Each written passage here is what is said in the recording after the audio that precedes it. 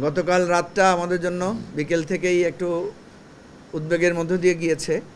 আপনারা জানেন যে গত বেশ কিছুদিন থেকে, বিশেষ করে ঈদের পর থেকেই রাজনৈতিক পরিস্থিতিটা একটু একটু করে ঘোলাটে হতে থাকে এবং তারই প্রেক্ষিতে বেশ কয়েকদিন যাবৎ পরপর কিছু ঘটনা ঘটেছে এবং গতকাল আমরা একটা কথা ছড়িয়ে পড়ে যে প্রধান উপদেষ্টা তিনি আর শপথে থাকতে চান না, তিনি তার পদ থেকে ইস্তফা দিতে চান, এরকম একটা খবর ছড়িয়ে পড়ে।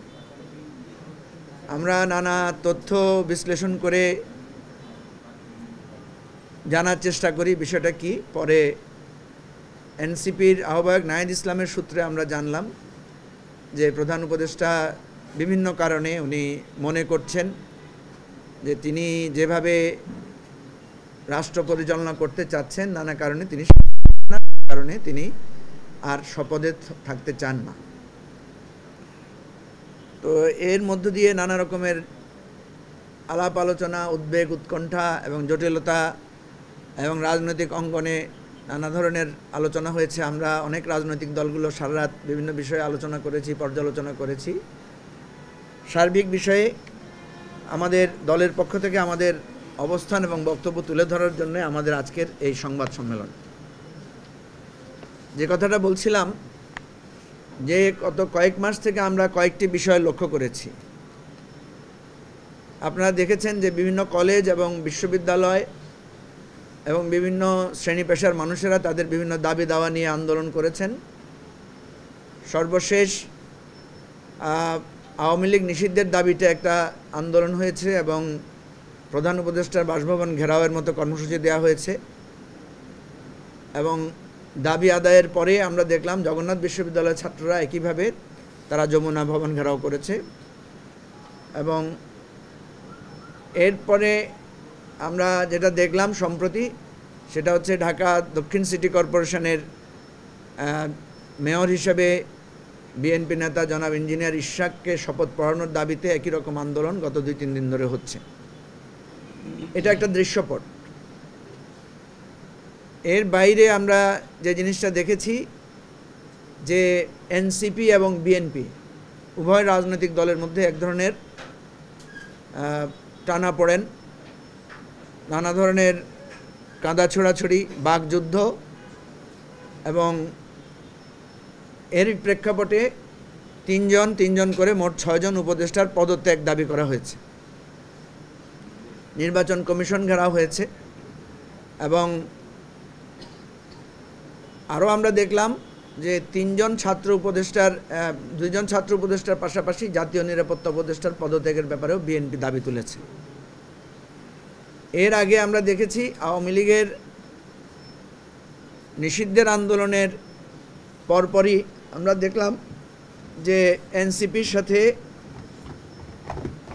জামাত এবং ছাত্র শিবিরের এক ধরনের বাকযুদ্ধ এবং সম্পর্কের অবনতি ঘটেছে। বিভিন্ন রকমের আলাপ আলোচনা এবং উপদেষ্টা মাহফুজ আলমের বিভিন্ন বক্তব্য নিয়ে পরিস্থিতিটা এমন হয়েছে যে আমরা দেখলাম যে বিএনপি এবং এনসিপি একেবারে মুখোমুখি অবস্থায় দাঁড়িয়ে গেছে এবং এটাকে কেন্দ্র করে সরকারের সাথেও এক ধরনের সম্পর্কের অবনতি তৈরি হয়েছে। সম্প্রতি আরেকটি জিনিস যেটা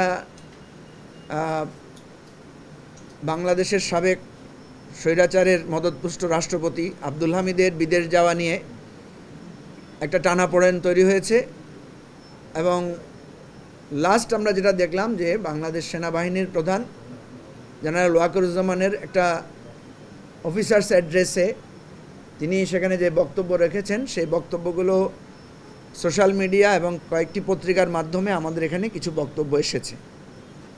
যে বক্তব্যগুলোর সাথে সরকারের বক্তব্যের কিছুটা দ্বিমত আমাদের কাছে পরিলক্ষিত হয়েছে। এমতো প্রেক্ষাপটে আমরা দেখলাম যে সরকারের সাথে রাজনৈতিক দল, প্রধান রাজনৈতিক দল, সরকারের সাথে ছাত্রদের যে রাজনৈতিক দল, একই সাথে সেনাবাহিনীর নেতৃত্বের এই যে একটা ঘোলাটে পরিবেশ, এই ঘোলাটে পরিবেশটাতে আমাদের কাছে মনে হয়েছে যে সরকারের অবস্থান, সরকারের কর্তৃত্ব কিছুটা দুর্বল হয়েছে এবং সরকার তার কর্তৃত্ব প্রয়োগ করতে পারছে না। আমরা গত 16 মে চট্টগ্রামে যে জনসভা হয়েছিল আমাদের, সেখানে আমি স্পষ্ট মনে আছে আমি বলেছিলাম যে রাজনৈতিক দলগুলোর সাথে যদি সরকারের আস্থার সংকট দেখা দেয় তাহলে একটা জটিল সংকট আমাদের জন্য তৈরি করবে। আপনারা দেখেছেন যে বিএনপি সহ বেশ কয়েকটি রাজনৈতিক দলের কাছে আমরা দেখেছি তাদের কাছে একটা আশঙ্কা তৈরি হয়েছে যে এই সরকার কোনো না কোনোভাবে তারা তাদের ক্ষমতাকে দীর্ঘায়িত করতে চায়। তারা আমাদের যে সংস্কারের স্বপ্ন সংস্কার করতে চায় না বা সংস্কারের পদে বাধা সৃষ্টি করছে এবং তারা দ্রুত নির্বাচন দাবি করছে। আপনারা জানেন এবি পার্টি একটি মধ্যপন্থী রাজনৈতিক দল। আমরা সাধারণত যে কোনো এক্সট্রিম পজিশনকে আমরা অ্যাভয়েড করার চেষ্টা করি। আমরা খুব কাছ থেকে বোঝার চেষ্টা করলাম যে আসলে সমস্যাটা কোথায়। আমরা দেখলাম যে সরকারের পক্ষ থেকে শুধুমাত্র 2-1 জন উপদেষ্টা বিচ্ছিন্ন বিক্ষিপ্তভাবে কিছু মন্তব্য করেছেন, যেগুলোকে কেন্দ্র করে বড় রাজনৈতিক দলগুলো একটা সন্দেহ সংশয়ের দানা ওনারা বেঁধেছেন। কিন্তু সরকারের পক্ষ থেকে কোনোভাবেই নির্বাচন পেছানোর বা নির্বাচনকে দীর্ঘায়িত করার কোনো সুস্পষ্ট আলামত বা বক্তব্য আমরা পাইনি। বরং সরকারের কাছ থেকে যেটা আমরা পেয়েছি, যেটাকে আমরা সমালোচনাও করেছি, যে সরকার বলছেন যে ডিসেম্বর থেকে জুনের মধ্যে তারা নির্বাচন দিতে চান। আপনারা দেখেছেন, আপনাদের মাধ্যমে কিন্তু আমরা দাবি তুলেছি যে সরকারকে একটা সুনির্দিষ্ট রোডম্যাপ দেওয়ার জন্য, এবং আমরা বলেছি শুধু নির্বাচনের রোডম্যাপ না, তারা যাতে সংস্কার বিচার এগুলো সম্পর্কে একটা রোডম্যাপ দেন। সুতরাং এই জায়গায় আমরা সরকারের সাথে বিএনপির বিশেষত একটা দূরত্ব আমরা দেখেছি। আমরা চেষ্টা করেছি এই দূরত্বটা দূর করার জন্য। সরকারের বিভিন্ন উপদেষ্টাদের সাথে আমরা কথা বলেছি এবং বিএনপির সিনিয়র পর্যায়ের নেতৃবৃন্দের সাথে আমরা অনবরত কথা বলেছি। এর বাইরে সমমনা যে সমস্ত রাজনৈতিক দল আছে তাদের সাথেও আমরা কথা বলেছি। কিন্তু দুর্ভাগ্যজনকভাবে আমরা দেখেছি যে সরকারের অনেক উপদেষ্টাদের কাছ থেকে আমরা খুব বেশি ভালো সাড়া পাইনি। এটা যে একটা সংকট তৈরি হচ্ছে, এটা যে একটা সমস্যা তৈরি করবে, এই বিষয়ে আমরা বোঝাতে চেয়েছি, কিন্তু খুব ভালো রেসপন্স আমরা তাদের কাছ থেকে পাইনি। বরং কোনো কোনো উপদেষ্টার কাছ থেকে আমরা অসহযোগিতাও পেয়েছি এবং তাদের নানা রকমের কথা এবং তাদের আচরণে এই ঐক্যটা আরও বিভক্ত হয়েছে এবং দূরত্বটা তৈরি হয়েছে। বিএনপি বড় রাজনৈতিক দল হিসাবে আমরা বিএনপি নেতৃবৃন্দকে বোঝাতে চেয়েছি যে বিএনপির একটা দায়িত্বশীল ভূমিকা রয়েছে। বিএনপি সংস্কার এবং নির্বাচন চায়, এটা আমরা জানি, এটা বিএনপির অফিসিয়াল বক্তব্য। তারপরেও বিএনপির কোনো কোনো নেতার পক্ষ থেকে বিষয়গুলো অতীব জোর দিয়ে এসেছে যে এই সরকার আসলে নির্বাচন দীর্ঘায়িত করতে চায় এবং দীর্ঘ সময় ধরে তারা ক্ষমতায় থাকতে চায়। এর বাইরে বন্দর, তারপরে আপনার মানবিক করিডোর সহ নানা বিষয় নিয়ে অনেক ধরনের আপনারা জানেন যে মিসট্রাস্ট এখানে তৈরি হয়েছে। আমরা সরকারকে অনুরোধ করেছিলাম, এই সরকার যেহেতু ক্ষমতায় আছে, বাংলাদেশের এই পরিস্থিতিতে যে কোনো বিষয়ে তারা ভূমিকা নিতে পারে, তবে যেই বিষয়গুলো রাষ্ট্রের নিরাপত্তা এবং স্থিতিশীলতার সাথে জড়িত সেগুলো যাতে ওনারা রাজনৈতিক দলগুলোর সাথে পরামর্শ করে পদক্ষেপ নেন। আমরা সরকারকেও বোঝাতে পারি নাই, আমরা বড় রাজনৈতিক দলগুলোকে বোঝাতে পারি নাই। বড় রাজনৈতিক দলগুলো বলেছে এই সরকারের ম্যান্ডেট নাই, আর সরকার বলেছে যে আমাদের সব ধরনের ম্যান্ডেট আছে। অথচ এই কথাটাকেই কিন্তু সরকার যদি একটু চেষ্টা করত যে সবার সাথে পরামর্শ করে গুরুত্বপূর্ণ ভূমিকার সিদ্ধান্ত নেওয়ার ব্যাপারে, সরকারের যেহেতু একটা জাতীয় ঐকমত্য কমিশন আছে সেটাকে ব্যবহার করে এই জিনিসগুলো করতে পারত। তো এখানে আমরা যেটা দেখেছি, কারো পক্ষ থেকেই আমরা যখন ঘরোয়াভাবে আলোচনা করেছি, কারো কাছ থেকেই আমরা কোনো খারাপ উদ্দেশ্য পাই নাই। এখানে একটা মধ্যখানে একটা ভুল বুঝাবুঝি এবং অহেতুক এই যে বাকযুদ্ধ, এটার মাধ্যমে আমরা দেখেছি একটা সম্পর্কের অবনতির বিষয়টা তৈরি হয়েছে। আপনারা জানেন যে এই আমাদের যে জুলাই আগস্টে যে গণ অভ্যুত্থান হয়েছে, সে গণ অভ্যুত্থানের নায়ক যারা নেতৃত্ব দিয়ে গণ অভ্যুত্থানকে সফল করেছেন, সেই ছাত্র সমাজ এবং যাদের নেতৃত্বে একটা রাজনৈতিক দল গঠিত হয়েছে ন্যাশনাল সিটিজেন পার্টি, এনসিপি, তাদের কিছু কিছু নেতার বক্তব্য নিয়েও আমরা দেখেছি যে রাজনৈতিক অঙ্গনে বিভক্তির একটা রেখা তৈরি হয়েছে, যেই কথাগুলোকে আরও পরিশীলিতভাবে বলেই মত প্রকাশটা করা যেত। ফলে আন্দোলনকামী শক্তিগুলোর মধ্যে যে বিভেদ তৈরি হচ্ছে, আমরা বারবারই বলেছি যে এই বিভেদ আমাদের ফ্যাসিবাদকে সহযোগিতা করবে, ফ্যাসিবাদকে উৎসাহিত করবে এবং আমাদের উপরে যে সাম্রাজ্যবাদী শক্তির যে একটা সেনদৃষ্টি বা একটা কুদৃষ্টি আছে সেইটাকে তারা সুবিধা দিবে। কিন্তু দুর্ভাগ্যজনকভাবে আমরা দেখলাম যে কৃতিত্ব, আমাকে এই দল খারাপ বলেছে, আমি তাকে আরও এক দল বাড়িয়ে খারাপ বলবো, এই ধরনের একটা প্রবণতা এই পরিস্থিতিটাকে আরও জটিল করে তুলেছে। প্রিয় বন্ধুগণ, আপনারা জানেন যে সেনাপ্রধান আমাদের যে গণ অভ্যুত্থান হয়েছে সেই গণ অভ্যুত্থানের চূড়ান্ত মুহূর্তে সেনাবাহিনীর নেতৃত্ব যারা দিয়েছেন, সেনাপ্রধানের নেতৃত্বে, তাদের একটা ঐতিহাসিক ভূমিকা রয়েছে এবং একটা জটিল ট্রানজিশনাল পিরিয়ডে ওনারা একটা অত্যন্ত ধৈর্যশীলতার সাথে একটা ভূমিকা রেখেছেন। যে কোনো রাজনৈতিক পরিস্থিতিতে এই ট্রানজিশনাল পিরিয়ডে ভূমিকা রাখতে গেলে অনেক ধরনের বিতর্কের তৈরি হতে পারে এবং এটা হওয়াটাই স্বাভাবিক। আমরা দেখেছি এই যে নানা বিতর্ক, এগুলোকে নানাভাবে আরও বেশি ডালপালা মেলে বিভেদটাকে আরও বাড়ানো হয়েছে। সরকারের যেটা উচিত ছিল যে এই বিভেদটাকে কমিয়ে সবাইকে ঐক্যবদ্ধ করে একটা সরকার পরিচালনা করা, সেই জায়গায় যথেষ্ট ঘাটতি হয়েছে। আমরা সেনাবাহিনী প্রধানের দুটো বক্তব্য দেখেছি। উনি রাওয়াতে একটা বক্তব্য রেখেছেন এবং এনসিপি নেতা হাসনাত আবদুল্লাহর প্রেক্ষিতে মাধ্যমে একটা কথা ওনাকে দিয়ে এসেছে। এর বাইরে সর্বশেষ আমরা দেখলাম যে অফিসার্স অ্যাড্রেসে উনি কিছু কথা বলেছেন।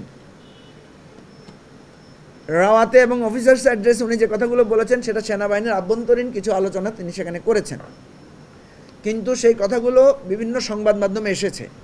যদিও সেনাবাহিনীর বক্তব্যগুলো সাধারণত আইএসপিআর বা সরকারের তথ্যসূত্রের মাধ্যমে আসাটাই ছিল আমাদের জন্য কাঙ্ক্ষিত, কিন্তু আমরা দেখলাম এই বক্তব্যগুলো সোশ্যাল মিডিয়াতে এসেছে বিভিন্ন চ্যানেল দিয়ে, যার ফলে এই বক্তব্যগুলো নিয়ে নানা ধরনের ধূম্রজাল সৃষ্টি হয়েছে। আপনারা জানেন আমাদের দেশের স্বাভাবিক নিয়ম হচ্ছে সেনাবাহিনীকে আমরা রাজনীতির বিতর্কের ঊর্ধ্বে রাখি। সেনাবাহিনীকে কখনো আমরা রাজনীতির মধ্যে টেনে আনি না এবং সেনাবাহিনী বাংলাদেশের জাতীয় ঐক্যের একটা অন্যতম প্রতীক এবং এখন পর্যন্ত যতগুলো প্রতিষ্ঠান যতভাবে ক্ষতিগ্রস্ত হয়েছে, অপেক্ষাকৃত কম ক্ষতিগ্রস্ত হয়েছে আমাদের সেনাবাহিনী। কিন্তু এরকম একটা ভোলাটাইল সিচুয়েশনে সেনাবাহিনীকে নানাভাবে বিগত নির্বাচনগুলো সহ নানা পরিস্থিতি, আয়নাঘর নির্মাণ সহ নানা ইস্যুটা আপনারা জানেন যে বাংলাদেশ সেনাবাহিনীকে বিতর্কিত করার জন্য, বাংলাদেশ সেনাবাহিনীর ইতিহাস ঐতিহ্যকে ধ্বংস করার জন্য বিগত ফ্যাসিবাদী সরকার নানা রকমের অপকর্ম করেছে। এই জিনিসগুলো আমরা চাইলেই কিন্তু মুছে ফেলতে পারবো না। ফলে এইটা কিন্তু একটা জটিল পরিস্থিতি আমাদের মধ্যে আছে। একটা সমাজ, একটা রাষ্ট্র নানা জটিল পরিস্থিতির সম্মিলনে কিন্তু একটা সমাধানের পথে যেতে হয়।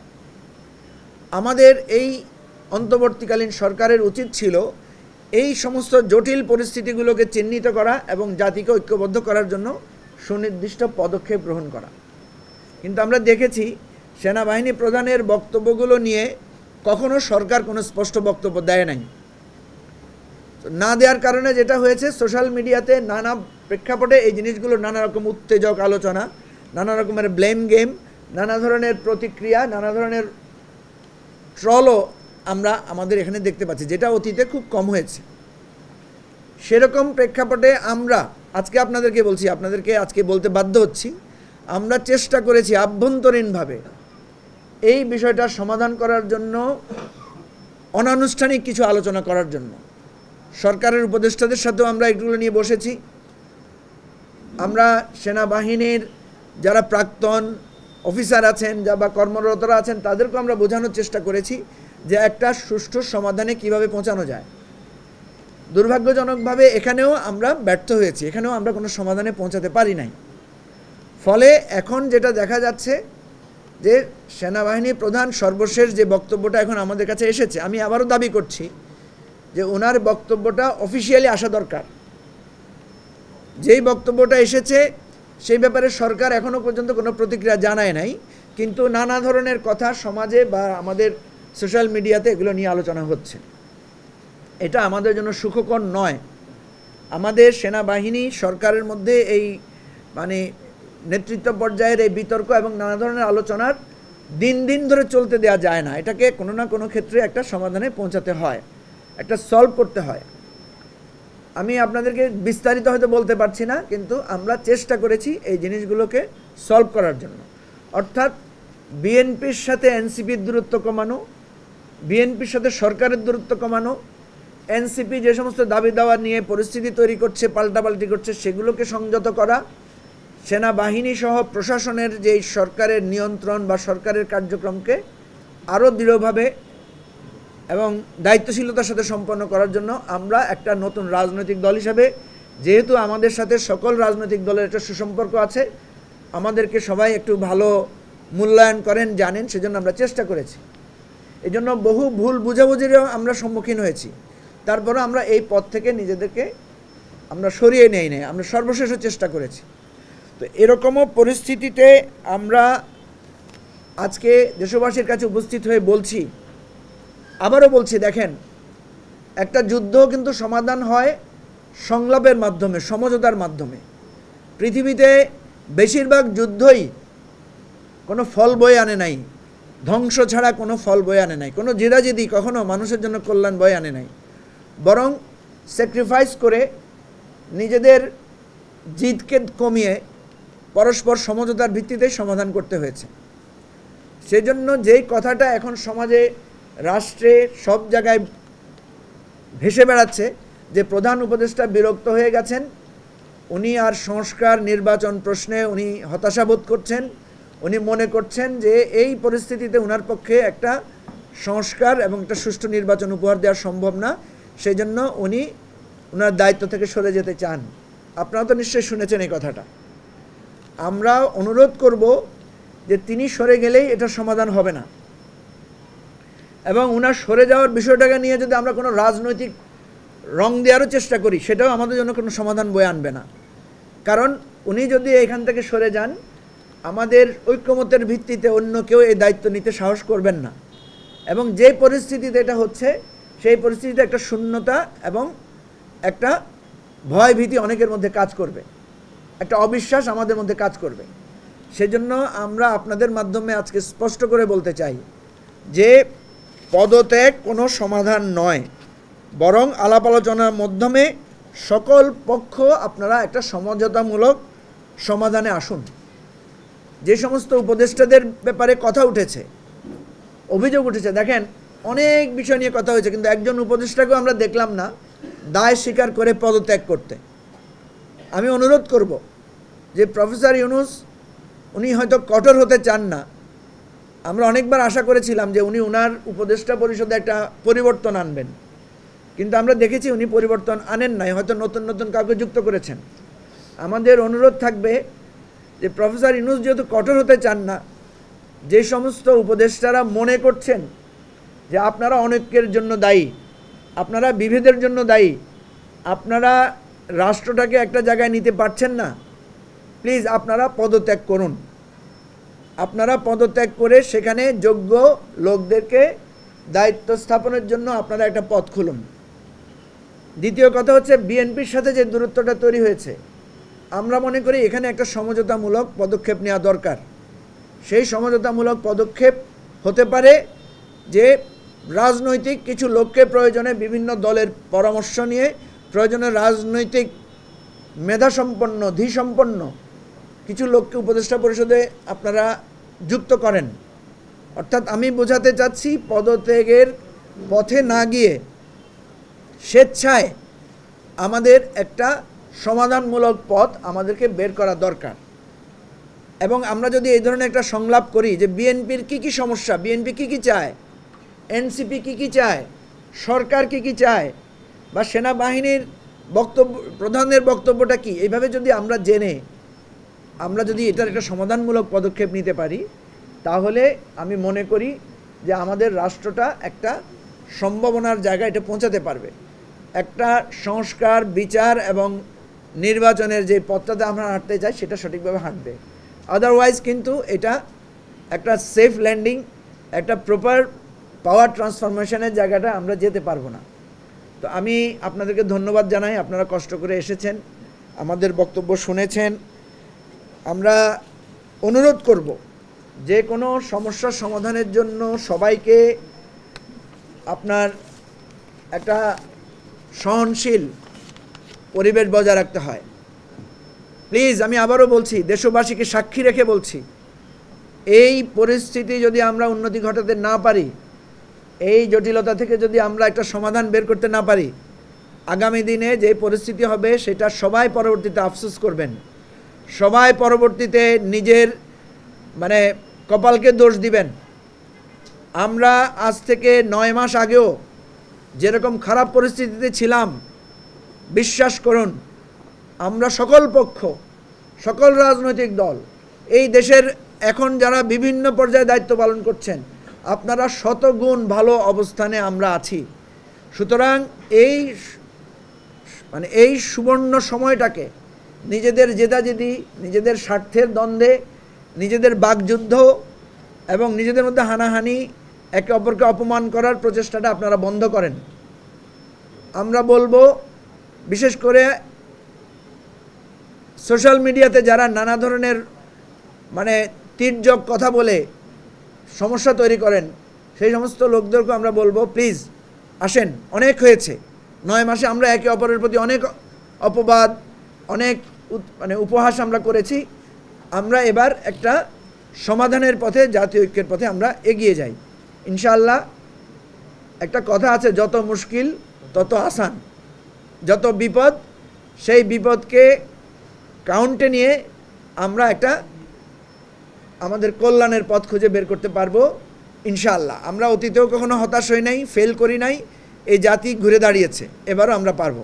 সবাইকে ধন্যবাদ। আসসালামু আলাইকুম।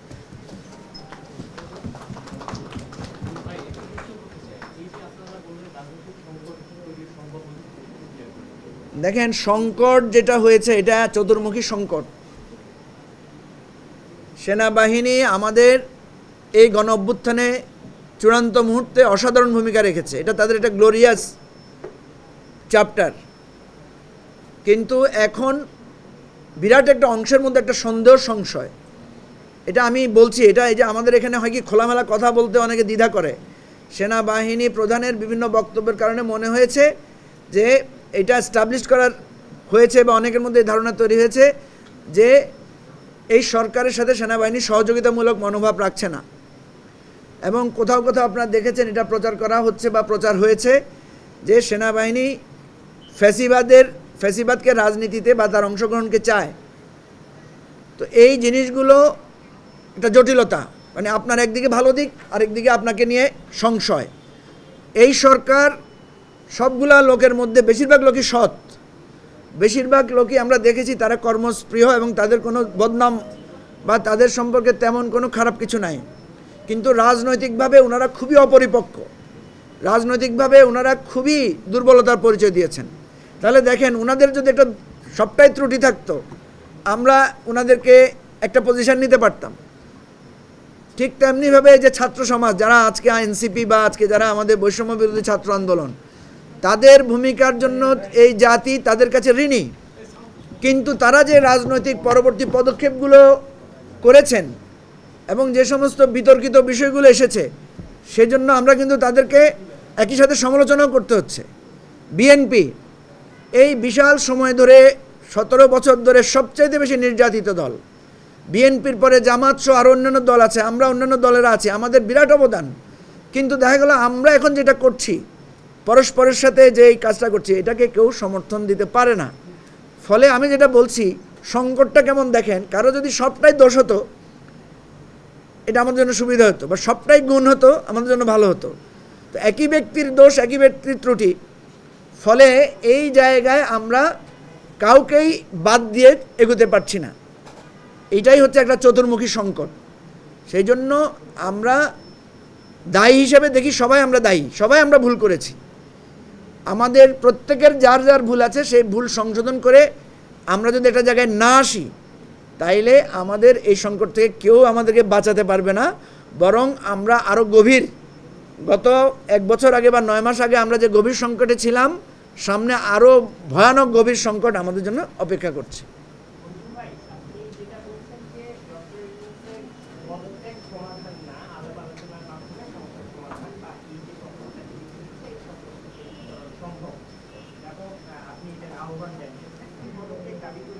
না না, আমরা বলছি ওনারা স্বেচ্ছায় যদি আহ্বান করেছি।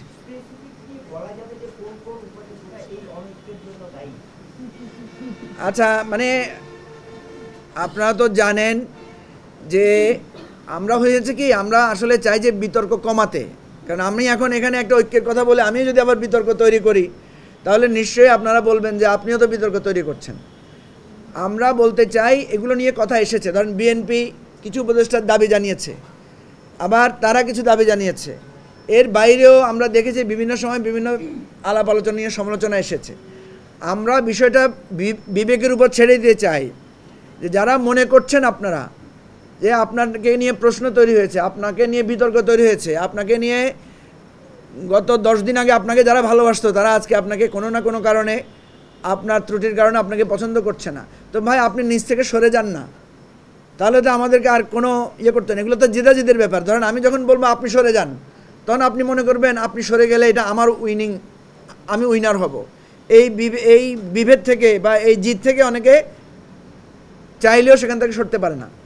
সেজন্য আমরা কারো পদত্যাগ দাবি করছি না, আমরা বলছি ভদ্রলোকের মানে সম্মানে আপনারা যারা যারা মনে করবেন, আমি তো যদি মনে করি আজকে এবি পার্টির পদ থেকে, চেয়ারম্যানের পদ থেকে আমি সরে গেলে যদি এই রাষ্ট্র উপকৃত হয়, তা আমি সরে গেলে অসুবিধাটা কি? আমি তো সম্মানিত হব মানুষের কাছে, তাই না? তো এই বিবেকটা আমরা আমাদের সম্মানিত উপদেষ্টাদের কাছে আমরা অনুরোধ করছি যে জাতির বৃহত্তর স্বার্থে ডক্টর ইউনূসকে তার চেয়ারে রাখেন। আপনারা কেউ কেউ যদি মনে করেন আপনি সরে গেলে হবে, সরে যান, ঠিক আছে? সেখানে যোগ্য লোকদেরকে দিয়ে রিপ্লেস করে সরকারটাকে নতুন করে রিঅ্যারেঞ্জ করেন, অথবা একটা জাতীয় সরকারের যেটা কনসেপ্ট ছিল সেটা নিয়েও আমরা কিন্তু আলোচনা করতে পারি।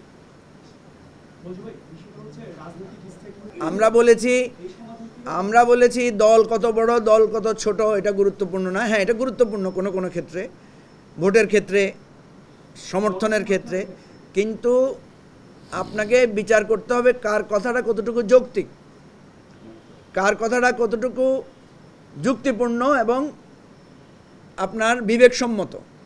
তো সেই জায়গা থেকে আমরা বলেছি তো যে আমরা দুঃখিত যে আমরা অনেক উপদেষ্টাকে পেয়েছি। আমি আজকে বলছি আপনাদের সামনে যে একজন উপদেষ্টা ধরেন উনি অর্থ মন্ত্রণালয়ের দায়িত্বে আছেন, ওনাকে গিয়ে আপনি যখন কোনো রাজনৈতিক সংকটের কথা বলবেন উনি বলছেন না এটা আমি চিন্তা করছি না, আমি বাংলাদেশের অর্থ ব্যবস্থা নিয়ে চিন্তা করছি। একজন আছেন জ্বালানি নিয়ে চিন্তা করছেন। তো ভাই সরকার যদি না থাকে আপনার জ্বালানির পলিসি কোথায় যাবে? আজকে যদি এই সরকার না থাকে, বন্দর নিয়ে যারা ভাবছেন, বিনিয়োগ নিয়ে যারা ভাবছেন, আপনাদের এই সমস্ত ক্রিয়েটিভ জিনিস তো ধুলায় মিশে যাবে। সেজন্য আমরা বলেছি আপনারা ওগুলোকে গুরুত্ব দেন। প্রত্যেক উপদেষ্টাকে যাদের সাথে দেখা হয়েছে আমি বলেছি আপনি অন্তত দিনের আধা ঘন্টা রাজনীতি নিয়ে সময় দিয়েন, রাজনীতিবিদদের সাথে একটু গুরুত্ব দিয়েন। কারণ রাজনীতিবিদরা হচ্ছে আপনার মানুষের সেন্টিমেন্টকে, মানুষের সমর্থনকে তারা পরিবর্তন করে। আপনি তো ভাবছেন আপনি ব্যাংক ঠিক করে ফেলতেছেন, আপনি অর্থনীতি দাঁড় করে ফেলতেছেন, কিন্তু সেটা যদি জনগণের কাছে ট্রান্সফরমেশন পলিটিক্যাল পার্টিগুলোর দ্বারা না হয় তাহলে কিভাবে হবে? এই যে আপনারা বন্দর নিয়ে অনেক ভালো পরিকল্পনা করেছেন, কিন্তু রাজনৈতিক দলগুলো যখন বলছে যে আপনারা বন্দর বিদেশিদের কাছে তুলে দিচ্ছেন, তাহলে তো সাথে সাথে তো আপনারা প্রশ্নবিদ্ধ হয়ে যাচ্ছেন। তাহলে এটা ভালো হতো না যে আপনারা আগেই রাজনৈতিক দলগুলোর সাথে আলাপ করে তারপরে যখন আপনারা বলতেন, এখন তো আপনারা বলতে পারতেন যে রাজনৈতিক দলগুলোর আমরা সহযোগিতা চেয়েছি, ওনাদেরকে বুঝিয়েছি, কিন্তু ওনারা তারপরেও এটা রাজনৈতিকভাবে আমাদের বিরোধিতা করছে। এই জায়গাটায় আমরা দেখেছি বেশিরভাগ উপদেষ্টা এখানে আমি বলবো যে দায়িত্ব জ্ঞানহীনতার পরিচয় দিয়েছেন, বিবেকহীনতার পরিচয় দিয়েছেন, এবং ওনারা কেউ কেউ মনে করেছেন যে ওনারা চিরদিনের জন্য ক্ষমতায় বসে গেছেন। ক্ষমতায় বসে ওনারা মনে করেছেন যে আমরা তো ভাই আপনাদেরকে চিনি, আপনাদের নাম তো আমরাই প্রস্তাব করেছি, আপনাদের সাথে তো আমরাই বিভিন্ন ধরনের কার্যকলাপে যুক্ত ছিলাম, আপনাদের এখন ফোন ধরার সময় হয় না, আপনারা অস্থিরতার মধ্যে থাকেন। কিসের নিয়ে আপনাদের অস্থিরতা?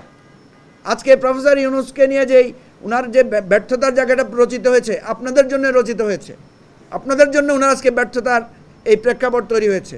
নিজের বিবেককে প্রশ্ন করেন, সেই সমস্ত উপদেষ্টাদেরকে আমরা বলবো। সরি, শেষ করি আমরা। আমি গতকাল রাত থেকে আমাদের নেতৃবৃন্দকে নিয়ে আমরা বসেছি। রাত্রে আমরা আমাদের সেন্ট্রাল এক্সিকিউটিভ কাউন্সিলে মিটিং করেছি। রাত্রে 5টি দলের একটা বৈঠক হয়েছে, আপনারা জানেন, সেখানে আমরা বসেছি।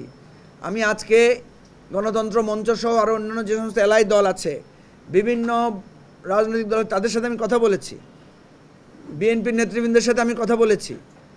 আজকে আপনাদেরকে এখানে যেগুলো বলছি, এই কাজগুলো আমরা করেছি, আরও ডিটেইল কাজ করেছি। ইভেন আমাদের সরকার এবং সেনাবাহিনী এবং রাজনৈতিক দলগুলোর দূরত্ব কমানোর জন্য আমরা আমাদের সর্বাত্মক চেষ্টা আমরা করছি। বিশ্বাস করেন, আমরা রাজনৈতিক দল আকারে আমরা চাই, যেহেতু আমাদেরকে সবাই পছন্দ করেন, আমরা কারোর সাথে বিতর্ক, কাউকে উৎখাত করে দেয়া, কাউকে বিলীন করে দেওয়ার রাজনীতিটাকে আমরা নিরুৎসাহিত করতে চাই। ফলে আমরা প্রত্যেক রাজনৈতিক শক্তিকে গুরুত্ব দিয়ে এই আলোচনায় অন্তর্ভুক্ত করতে চাই এবং পেছন থেকে আমরা এই ডায়লগটা শুরু করেছি। আপনারা দোয়া করবেন যাতে এখানে আমরা সফল হই।